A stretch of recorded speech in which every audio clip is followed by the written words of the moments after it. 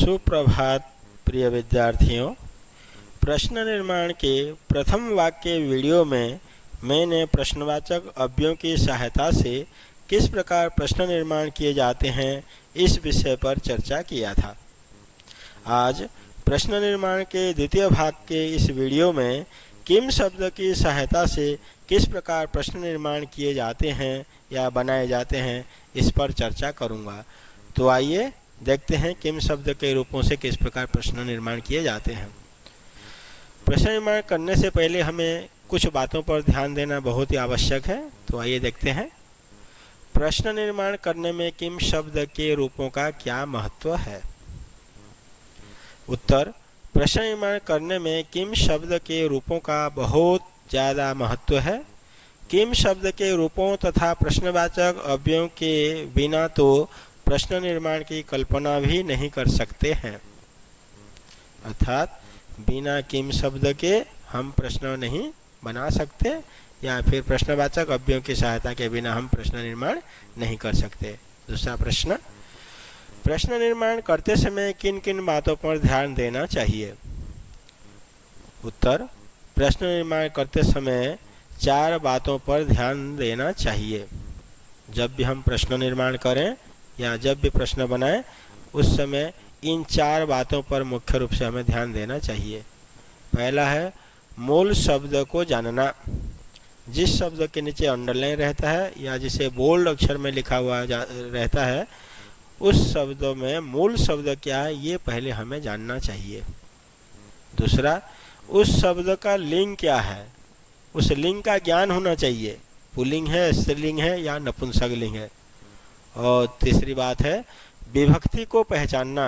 उस शब्द में कौन सी विभक्ति लगी है, प्रथमा लगी है, द्वितीया लगी है, तृतीया, चतुर्थी, पंचमी, षष्ठी या सप्तमी विभक्ति की कौन सी विभक्ति लगी है ये हमें जानना आवश्यक होता है। फिर चौथी जो बात है वचन को जानना, और वह जो पार्टिकुलर वो जो शब्द है जिसके नीचे अंडरलाइन रहता है वो एक वचन में है, द्विवचन में है या बहुवचन में है, इसको जानना बहुत ही आवश्यक होता है। तभी हम प्रश्न अच्छी तरह से बना सकते हैं।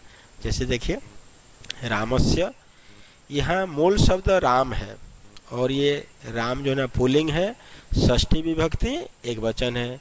मुनयः, इसमें यदि अंडरलाइन रहता बोलता कि प्रश्न बनाइए तो इसको हमें पहचानना पड़ेगा पहले कि मूल शब्द क्या है। तो इसमें मूल शब्द मुनि है। मुनि का रूप फिर चलेगा है तो मुनि ही मुनि, मुनयः, तो ये प्रथमा विभक्ति का बहुवचन। यहाँ पे गंगायाः में मूल शब्द गंगा है, ये पंचमी और षष्ठी विभक्ति का एक वचन है। फलानी, ये नपुंसक लिंग शब्द है। फल है मूल शब्द और फलम फले फलानी प्रथमा द्वितीया के बहुवचन में रूप चलता है। साधवः में मूल शब्द साधु है, वो पुल्लिंग है, प्रथमा विभक्ति बहुवचन है। राज्ञः में मूल शब्द राजन है, षष्ठी विभक्ति और पंचमी विभक्ति का एक वचन है।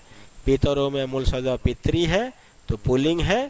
तो इस प्रकार से हमें पहले शब्द का ज्ञान होना चाहिए, मूल शब्द को जानना चाहिए, लिंग का ज्ञान होना चाहिए, विभक्ति को पहचानना चाहिए और वचन को जानना चाहिए। अब देखिए इतने सारे जब हमें इतना ज्ञान हो जाएगा तो फिर हमें किम शब्दों के रूप को अच्छी तरह से याद करके रखना पड़ेगा, तभी हम प्रश्न निर्माण कर पाएंगे। ये पुल्लिंग का रूप है कह कौ के, इसके मीनिंग के साथ हमें याद रहेगा तो और अच्छा रहेगा, क्योंकि कोई भी प्रश्न को समझने के लिए हमें ये किम शब्द बहुत सहायता करता है। कह कौ के, कौन या किसने, मीनिंग हो जाएगा कौन या किसने। कौ मतलब कौन कौन या किन दोनों ने, और के मतलब कौन लोग या किन सब ने। कारक के चिन्हों के अनुसार ये सारे मीनिंग लिखे हुए हैं यहाँ पे। कम, कौ, कान, केन, काभ्याम के ही, तो कम का मीनिंग किसको, कौ का मीनिंग किन दोनों को, कान का मीनिंग किन को। केन किससे, काभ्याम किन दोनों से, के ही किन से। कस्मै किसके लिए, काभ्याम किन दोनों के लिए, केभ्य किन के लिए। कस्मात् किससे, काभ्याम किन दोनों से, केभ्य किन से। कस्य किसका या किसकी, कयोः किन दोनों के या किन दोनों का, केशाम किन सब के या किन का। कस्मिन किसमें, कयोः किन दोनों में, और केशो किन सब में या किन में।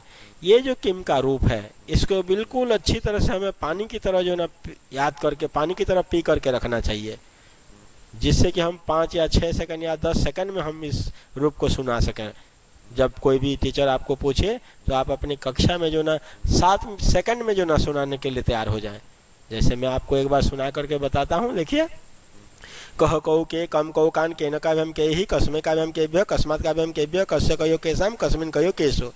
मात्र 6 या 7 सेकंड लगा होगा मुश्किल से। तो इस तरह से प्यारे बच्चों इस किम शब्द के रूप को याद करके रखना, पुल्लिंग, स्त्रीलिंग और नपुंसकलिंग, तब आपको प्रश्न निर्माण करने में कोई दिक्कत नहीं होगी। ये स्त्रीलिंग है, मीनिंग वही होगा स्त्रीलिंग में भी, केवल लिंग बदल जाएगा। का के काहा, काम के काहा, कया काभ्याम काभि, कस्यै काभ्याम काभ्यः, कस्याः काभ्याम काभ्यः, कस्याः कयोः कासाम, कस्याम कयोः कासु। मीनिंग सेम है, कौन, कौन कौन, कौन लोग या कौन सब, फिर किसको, किन दोनों को, किन को, कया किससे, काभ्याम किन दोनों से, काभि किन से। ये स्त्रीलिंग में सारे के सारे मीनिंग यहाँ पे लिखे हुए हैं। इनको मीनिंग के साथ जो ना अच्छी तरह से याद कर लीजिएगा। नपुंसक लिंग के रूप है ये, किम के काने, किम के काने। आगे तृतीया विभक्ति से तो बिल्कुल पुल्लिंग की तरह चलते हैं, तो इसमें कोई दिक्कत नहीं होनी चाहिए। किम शब्द को बिल्कुल अच्छी तरह से याद कर लीजिएगा। अब देखते हैं इसको उदाहरण के माध्यम से हम प्रश्न निर्माण को समझते हैं। उदाहरण के माध्यम से हम इन प्रश्नों को समझते हैं। रामः विद्यालयं गच्छति। रामः, इसके नीचे अंडरलाइन है, तो इस अंडरलाइन के वाले शब्द को हम बेस मान करके प्रश्न निर्माण करेंगे। तो देखिए सबसे पहले मैंने बताया था शब्दों के नहीं, उस शब्द में मूल शब्द क्या है उसको पहचानना है। इसमें मूल शब्द है राम, अकारांत है और पुल्लिंग है। जब रूप चलाते हैं ये बालक की तरह चलेगा, बालकः बालको बालकाः, तो रामः रामो रामाः। जब पुल्लिंग एक वचन है, प्रथमा विभक्ति भी है, तो हमें क्या करना है, किम शब्द के पुल्लिंग के रूपों में जाना पड़ेगा। कह, कौ, के, ये प्रथमा विभक्ति है। जब यहाँ एक वचन है तो यहाँ से भी हम एक वचन लेकर के उसका प्रश्न निर्माण करेंगे कि कह विद्यालयम गच्छति, राम विद्यालय जा रहा है। तो हम जब प्रश्न बनाएंगे कि कौन विद्यालय जा रहा है। दूसरे उदाहरण को देखिए, रमायाः पुस्तकम अस्ति। यहाँ रमायाः में अंडरलाइन आएगा बच्चों, यहाँ अंडरलाइन नहीं है। तो रमायाः पुस्तकम अस्ति, रमा की किताब है। अब रमायाः में मूल शब्द रमा है, आकारांत है, स्त्रीलिंग है। एक ये जो है ना रमा की किताब है। जब किताब रमा की बोले तो यहाँ पे षष्ठी विभक्ति है, क्योंकि काके की रारेरी चिन्ह जो ना षष्ठी विभक्ति में ही आते हैं। अब हम करेंगे, जब स्त्रीलिंग है तो इसका किम शब्द के षष्ठी में चलेंगे हम लोग। जब रूप चलाएंगे तो षष्ठी विभक्ति में होता है कस्याः कयोः कासाम। एक वचन है, रमायाः एक वचन है, तो सीधे यहीं से ले लेंगे हम एक वचन, कस्याः पुस्तकम अस्ति, किसकी पुस्तक है। मुनयः फलानि खादन्ति, मुनि फल खाते हैं।